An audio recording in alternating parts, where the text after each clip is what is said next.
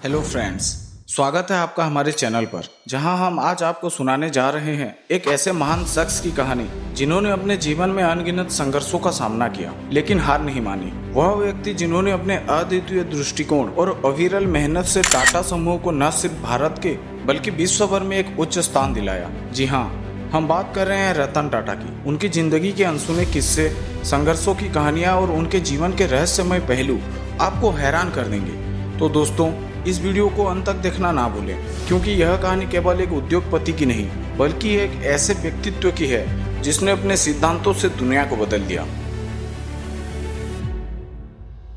रतन टाटा का जन्म 28 दिसंबर 1937 को मुंबई में एक पारसी परिवार में हुआ। वह टाटा समूह के संस्थापक जमशेदजी टाटा के परिवार में से हैं। बचपन से ही उनका जीवन संघर्षपूर्ण रहा। रतन टाटा के माता पिता का तलाक तब हुआ जब वे मात्र 10 साल के थे। इसके बाद उन्हें और उनके छोटे भाई जिमी टाटा को उनकी दादी नवाजबाई टाटा ने पाला। पारिवारिक विघटन का असर उनके बचपन पर गहरा था, लेकिन नवाजबाई टाटा ने उन्हें सशक्त दृष्टिकोण के साथ बड़ा किया। रतन टाटा का बचपन अन्य बच्चों से अलग था, जहां एक तरफ उन्हें पारिवारिक संघर्षों का सामना करना पड़ा, वहीं दूसरी तरफ उन्होंने अपने जीवन के प्रारंभिक वर्षों में ही यह सीख लिया कि जीवन में किसी भी चुनौती का सामना कैसे करना चाहिए।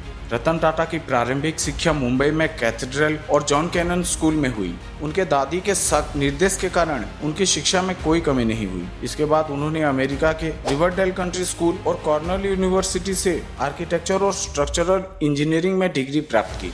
ये वो समय था जब उन्होंने अपने करियर के लिए पहली बड़ी चुनौती का सामना किया।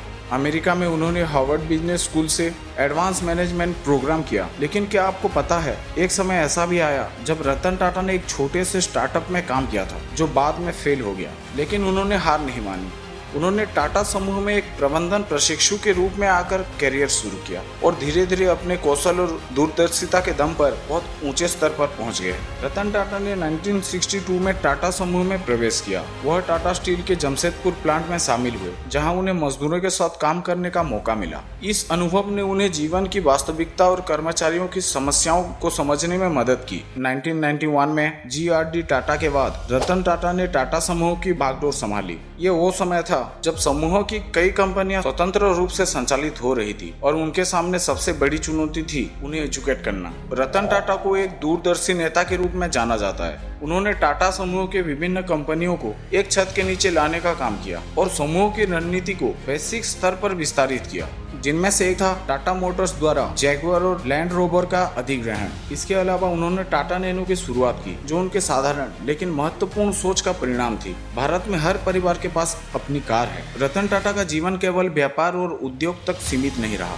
उनके जीवन में कुछ ऐसी बातें हैं जो कम लोग जानते हैं। रतन टाटा ने 4 बार शादी के लिए हाँ कहा, लेकिन हर बार किस्मत ने कुछ और ही तय किया। आज तक वो शादी नहीं किए हैं। उन्होंने कभी अपने निजी जीवन के बारे में सार्वजनिक रूप से चर्चा नहीं की। उनके इस पहलू ने उनके व्यक्तित्व को और रहस्यमय बना दिया है। इसके अलावा रतन टाटा के पास पशुओं के प्रति गहरा प्रेम है। उनके जीवन में उनके पालतू कुत्ते का खास स्थान है।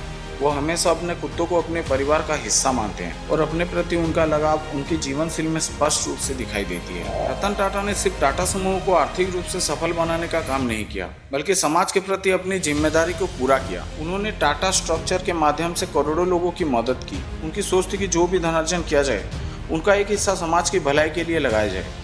उन्होंने शिक्षा, स्वास्थ्य और सामाजिक सुधारों के लिए अपनी योजनाएं चलाई, जिनसे लाखों लोग लाभान्वित हुए। उनका नेतृत्व हमेशा मानवता और समाज की भलाई पर आधारित रहा। रतन टाटा ने 2012 में रिटायरमेंट लिया, लेकिन वह आज भी टाटा कंपनी के चेयरमैन के रूप में कार्य करते हैं और समाज की सेवा में जुड़े हुए हैं। रतन टाटा का जीवन एक खुली किताब की तरह है, जिसमें बहुत कुछ पढ़ा जा सकता है, लेकिन कुछ पन्ने ऐसे भी हैं जो अब तक रहस्य बने हुए हैं। उन्होंने अपने जीवन में कई संघर्षों का सामना किया, लेकिन कभी भी उन्होंने हार नहीं मानी। उनके जीवन में कई पहलू, जैसे उनके व्यक्तिगत जीवन की गहराइयाँ, उनके फैसले के पीछे की कहानियाँ और उनके सिद्धांत हमें यह सिखाती है कि जीवन में सफलता पाने के लिए सिर्फ मेहनत नहीं, बल्कि एक सशक्त मानसिकता और सिद्धांतों की आवश्यक होती है। रतन टाटा का जीवन हमें यह संदेश देता है कि चाहे कितनी भी मुश्किल क्यों ना आ जाए, हमें कभी भी अपने सिद्धांतों से समझौता नहीं करना चाहिए। उन्होंने हमें सिखाया है कि असली सफलता वही है जो समाज की भलाई के साथ जुड़ी हो। तो दोस्तों, ये थी रतन टाटा की कहानी, एक ऐसी कहानी जो भारत में नहीं बल्कि पूरे विश्व में अपने कार्यों और सोच के लिए याद किया जाएगा।